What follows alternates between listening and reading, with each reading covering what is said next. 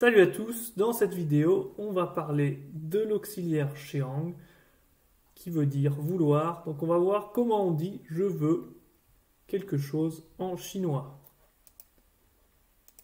Alors, le verbe modal ou auxiliaire xiang s'utilise généralement devant un verbe pour indiquer un souhait ou un plan. Donc voilà le magnifique caractère en question, xiang.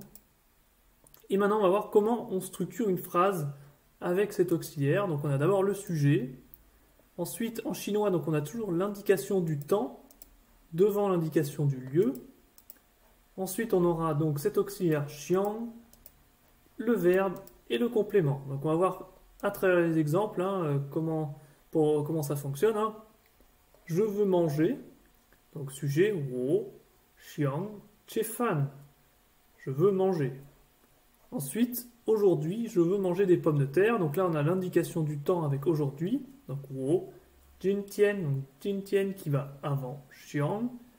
Et ensuite le verbe che et complément tu do. Donc ça nous fait deux nouveaux caractères. Tu do qui veut dire pomme de terre. Et ensuite, petit exemple, sans le verbe xiang, mais juste pour vous rappeler que l'indication du temps est avant l'indication du lieu. Donc ici, j'ai regardé un film au cinéma hier.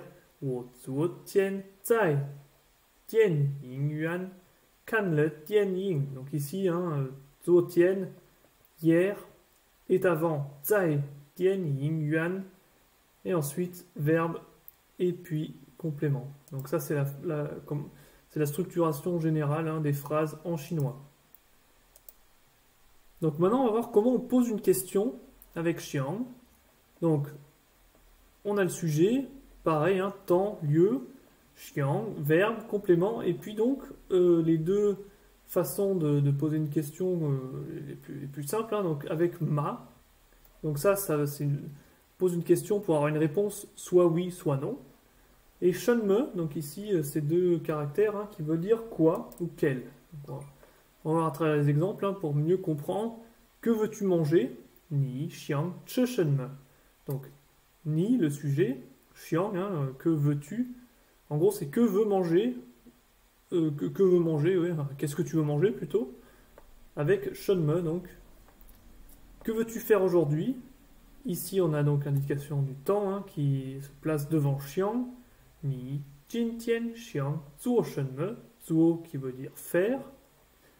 Et veux-tu boire du café? Donc là, c'est une réponse oui ou non. Donc là, on utilise ma. Ni xiang he café ma. Donc, shenme, à apprendre, deux caractères qui veulent dire quel ou quoi. He, qui veut dire boire. On a à gauche la composante, c'est un rectangle qui ressemble à une bouche. Donc, on boit avec la bouche, logique. Café veut dire café. C'est facile à retenir. Donc maintenant, si on veut poser une question avec quand, cette fois-ci, il faut savoir que le quand, qui veut dire shenme shehou en chinois, se place avant xiang. Donc exemple, quand veux-tu aller au terrain de sport? Ni shenme shehou xiang tu yundong chang. Donc voilà, ici, il faut apprendre. Donc quand c'est le temps, quand on veut dire quand, ça se place avant le xiang. Et ensuite, donc, tu, le verbe aller, et puis au terrain de sport. Donc, ça nous fait quelques nouveaux caractères. Quand veut-il manger? Ta shenme shehou xiang che fan. Donc, quand veut-il manger? Quand veux-tu jouer au tennis de table? Ni shenme shehou xiang ta ping pong chiu. Ta ping pong chiu, jouer au tennis de table, et chiu, c'est la balle. Donc c'est une expression à savoir. Ping pong, de nouveaux caractères, ça ressemble à des raquettes, donc c'est facile à retenir. Donc maintenant, si on veut poser la question où avec xiang, cette fois-ci, on utilise les caractères na-li, et cette fois-ci, ça se place après le verbe. Donc, exemple, où veux-tu acheter des habits? Ni xiang tu na li mai yi fu. Donc, sujet, ni xiang, tu veux, tu aller, hein, donc on sous-entend, hein, où veux-tu aller acheter des habits, hein, nali, ou acheter habits, mai ifu. Où veut-il manger? Ta xiang tu nali chifan. Donc ici, hein, chifan manger, pareil, hein, le nali après le verbe. Où veux-tu vivre? Ni xiang zhu zai nali. Donc ici, on a le zhu, hein, donc vivre, qui est après le xiang, et le nali à la fin, après le verbe. Donc, nali, qui veut dire où, donc ça, il faut l'apprendre. Mai, qui veut dire acheter. Ifu, habit, et zhu, vivre. Maintenant, si on a la question combien, c'est exactement comme où, ça se place après le verbe, et on utilise duo shao, qui veut dire combien. Donc exemple, combien de bananes veux-tu acheter? Ni xiang mai duo shao xiang jiao.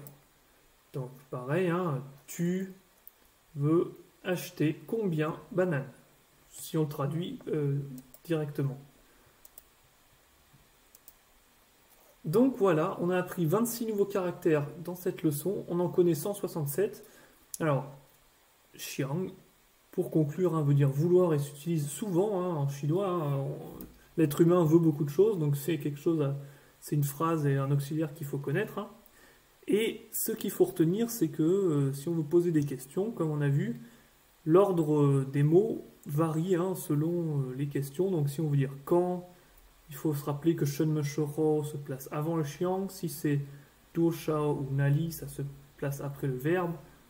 Donc il faut connaître ces structures de phrases pour bien s'en sortir. Donc j'espère que cette vidéo vous aura aidé. Merci en tout cas d'avoir écouté. Et puis ben, à la prochaine. Hein.